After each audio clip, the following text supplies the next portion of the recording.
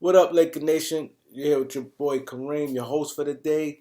How y'all doing out there in this Friday evening? Hope you guys had a great day today and enjoy your weekend coming up. Um, Today I want to talk about OKC. I know this is a Laker channel, and the Lakers is my number one. But I want to give props to OKC, and I definitely want to tip my hat off to Sam Presti. To me, he's elite GM.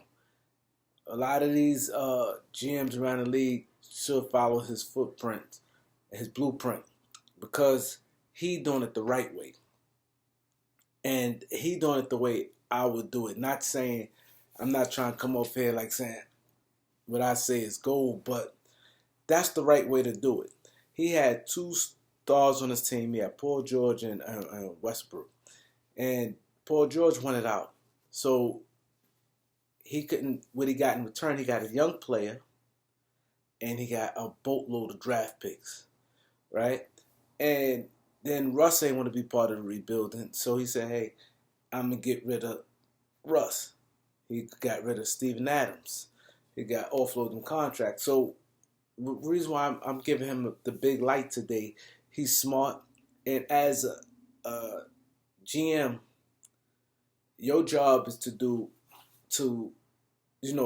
satisfy your owner, good put good product out on the court, and also with the fans. See, sometimes the fans, people, these organizations don't care about the fans. The fans is the one who keep the thing going. And if I'm running a team, I'm definitely gonna get out there with my fans. If I'm gonna go young and say, hey, like Philadelphia, they said they rebuilding. You have to do that. You have to say, listen, this is what we are. We're rebuilding. You get your coach from the gate.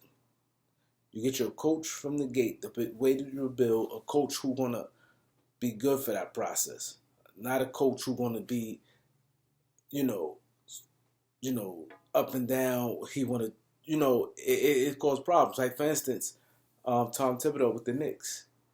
Thibodeau is not really a rebuilding coach, and I said this story earlier. I'm not gonna get at another video. I said it like over a month ago, where World Wide West wanted to get Emmanuel quickly, and they want to build the Knicks. They had a vision to do it the right way, not sign like big contracts to long-term deals and different things like that.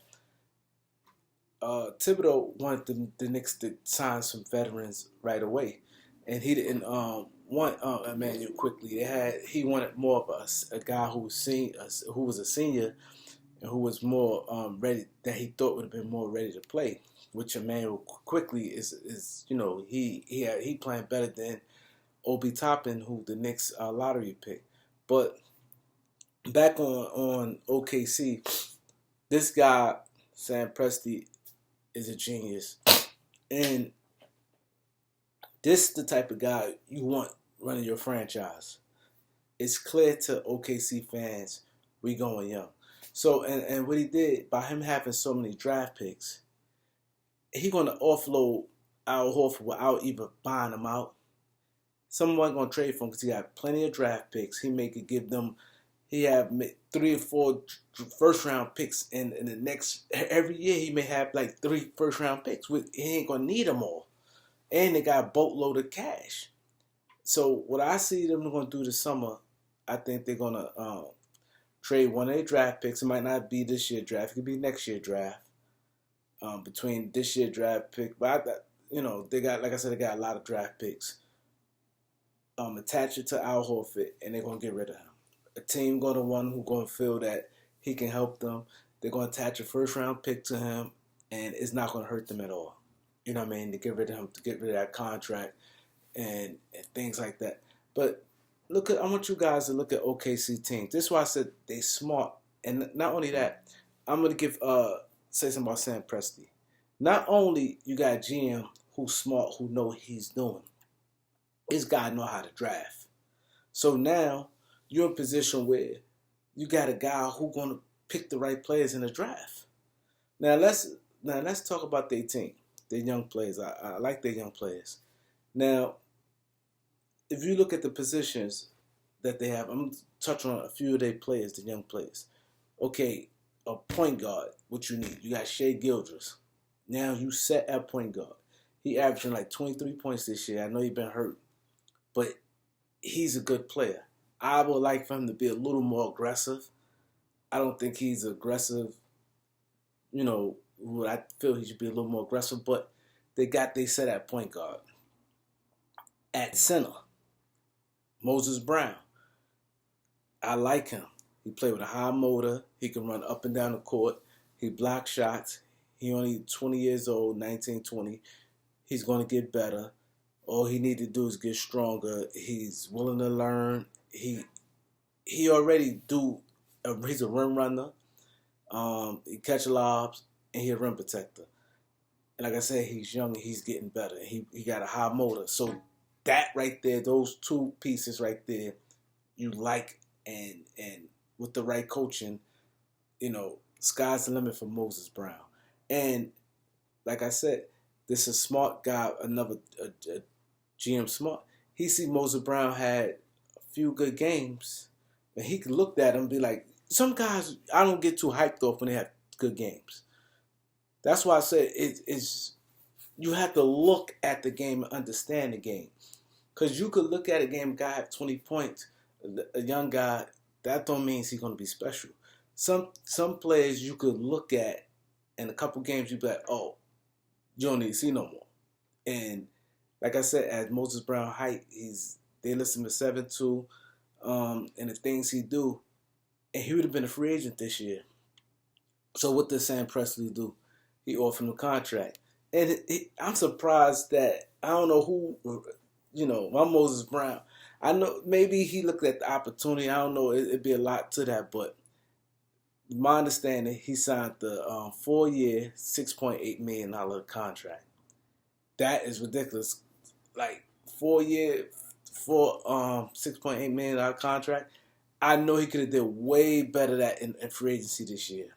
But maybe he want to feel some sense of loyalty to OKC, and he feel that he can, grow with the team. I don't know. And maybe it ain't all about money. But anyway, that was smart by Sam Presti. Get this guy on a 4-year deal, and that was a genius move. And you got him for next to nothing, $6.8 million. So now you got the point guard, and you got the center. Now, the next player, Alex I can't pronounce him. I'm saying just Alex P. Alexio P. You guys, y'all know who I'm talking about. From y'all just type in the name, y'all will see him talking about. This guy, they list him at 7 feet, but he's not 7 feet. He's 6'10", but he's good. He's good. You can look at, he played with a lot of confidence. He could shoot. He could pass. He could do it all. You see, this type of talent is perfect. Because now, look what they building. I want you guys to look exactly what's going on at OKC. You guys need to, these guys going to be pretty scary. Now, like I said, he like a 3. I give him 6'10". Legit 6'9", 6'10". He's not 7 feet. So that's just, you could look at him and think about an AAD, think about, the Joker, who's 7 feet, is much taller than this guy. But anyway, 6'10", he can handle the ball, he can shoot, he can pass. That is a perfect guy in between that. Right now, Shea is like the best player on their team. And then, this guy here is right there. And then you got Moses Brown. Like, they got 3 legitimate starters right there. With Shea at the point, this Alexia at the 3, and Moses Brown at the 5 position. Now, the other guys who I'm going to mention is good players.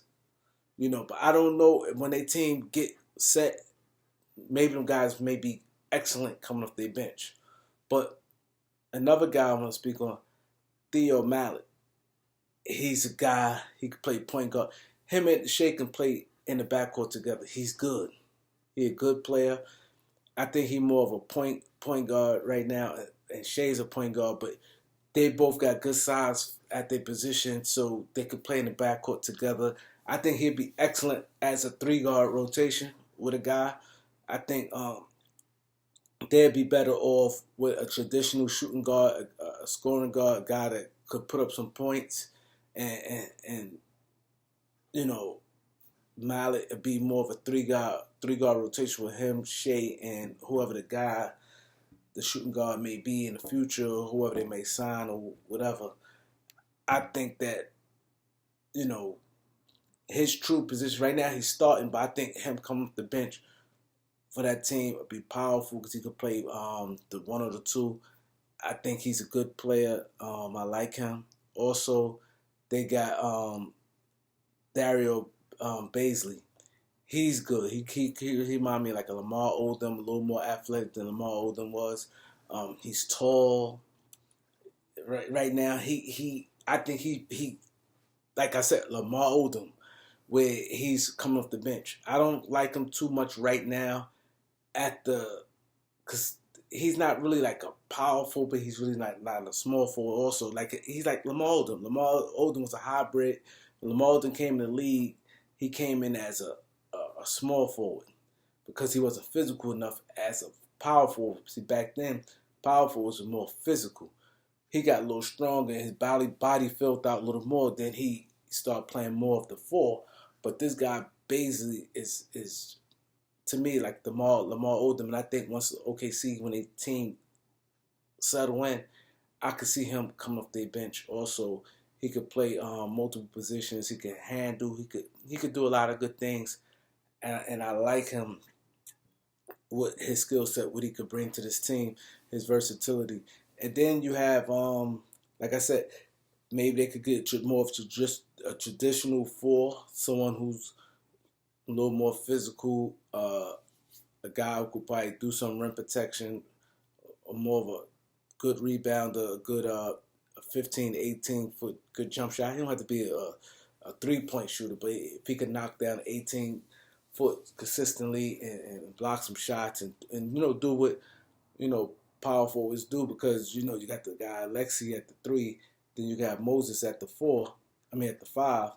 You need a guy who will be tussling, for the dirty work. And then you got Lou Dort. Lou Dort is, I think, a perfect guy you bring off your bench. He could come in, play some 2 and 3. He's physical. He's strong. He's a pit bull. To me, he one of the best defensive guards in the league. I see him. He go up in you. He's like a football player. He dive for the ball. Like I said, that type of energy, that type of effort on young teams, I think it goes a long way. And I definitely think that he is a good piece on that team, but I would like him more come off the bench.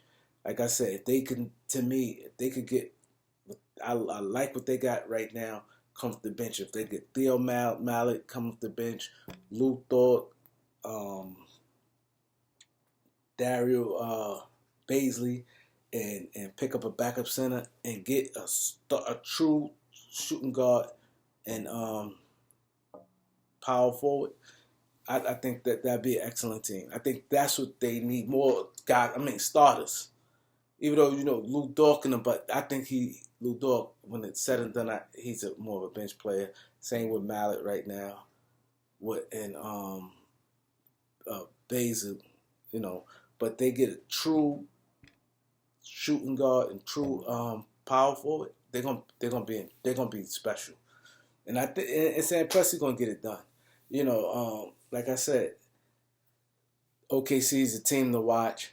They winning games with everybody thought that they was gonna be like one of the worst teams in the league. I thought so when I looked at their roster, and they play hard. They got a couple guys who got that motor. So I need you guys to like, subscribe. Y'all gonna get the top of the line knowledge here, the breakdown of players, and like I said, I watch every team. It's not just the Lakers. I'm a Laker fan, but OKC, I want to give a shout out to Sam Presti. Show these guys that's how you're supposed to do it. And they got a boatload of money where they can go in free agency. But like I said, he's going to put this team in the right direction. Peace out, guys.